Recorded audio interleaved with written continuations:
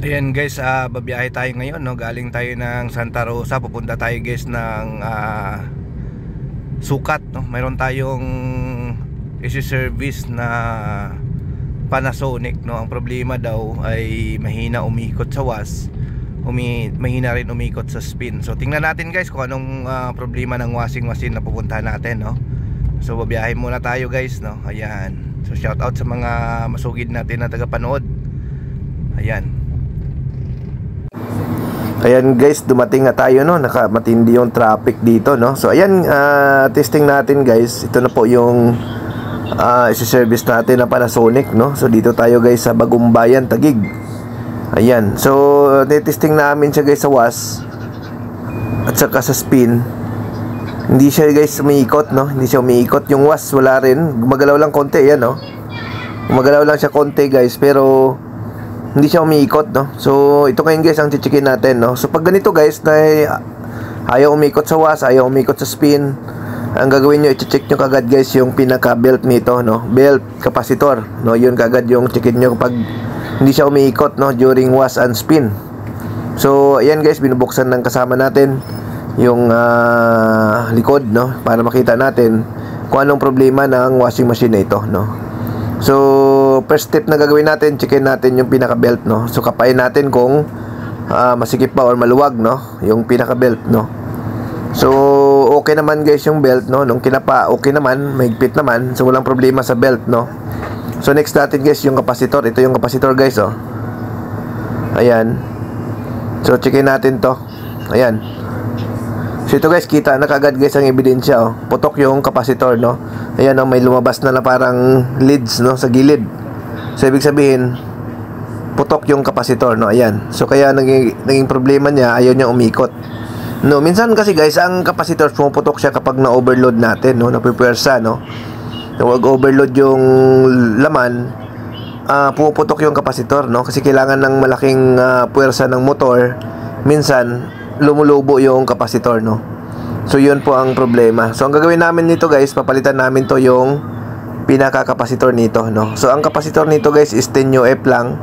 Kahit anong capacitor guys, basta 10 UF, pwede nyo ipalit dito, no. Ayan, so palitan natin to guys ng 10 UF capacitor din. Kasi ang sukat nitong capacitor nito is 10 UF.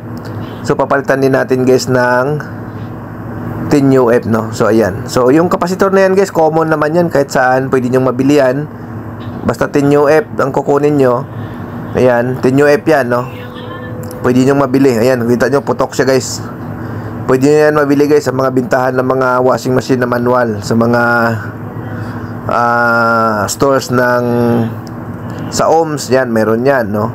Basta yung mga nagbibinta ng mga capacitor guys, meron yan, no, sa mga electronic parts, no, mga electronic stores, no. So ayan, so ito yun guys, oh. So ano lang natin to, i-short lang natin, baka kasi hawak-hawakan ng customer natin, bigla silang makuryente, no. Baka meron pang natirang power, no, or kuryente sa loob, kaya i-short natin, di-discharge para mawala na yung kuryente, no. Baka may kasi hawak-hawakan nila, kasi dahil iwanan natin yun, no, sa kanila, para evidence na yun po ang pinalitan natin. So yan guys, no, splice lang namin to guys para mapalitan na natin yung pinaka-capacitor nito. Ayan.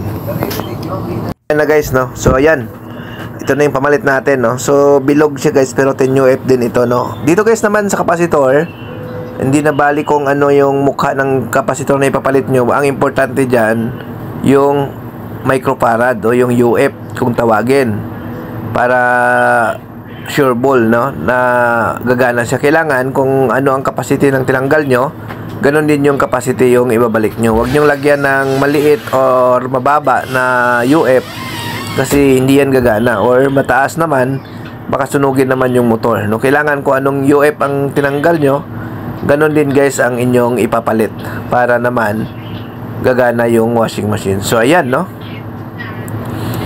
So yun, sa mga gusto magpa-service, no, message lang po kayo sa aming Facebook page.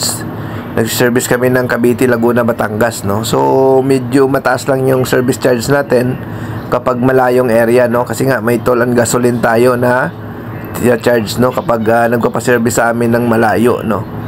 Ayan. So ang services namin ay aircon at saka automatic washing machine. So yun po yung mga services namin guys na ginagawa, no? Ayan. So ang home base namin is Santa Rosa, Laguna, no? So kung kailangan nyo rin guys ng mga parts ng automatic washing, message lang kayo sa aming Facebook, no? Ayan. So ito guys, titesting na natin, no? Lagay na natin siya sa wash. Ayan guys, mapapansin nyo, ang lakas na ng ikot nya, oh. Reverse forward, lakas na. So ilagay din natin guys sa spin para ma-check din, para makita na rin, no, kung malakas na ba siya umikot, no. So ito guys, basic lang to guys, no. Ayan, kung mapapansin nyo, ayan, no, lakas na. So basic problem lang ito guys, pero dahil malayo natin ito sinervice, so gumastos talaga si customer. Okay guys, thank you, bye bye.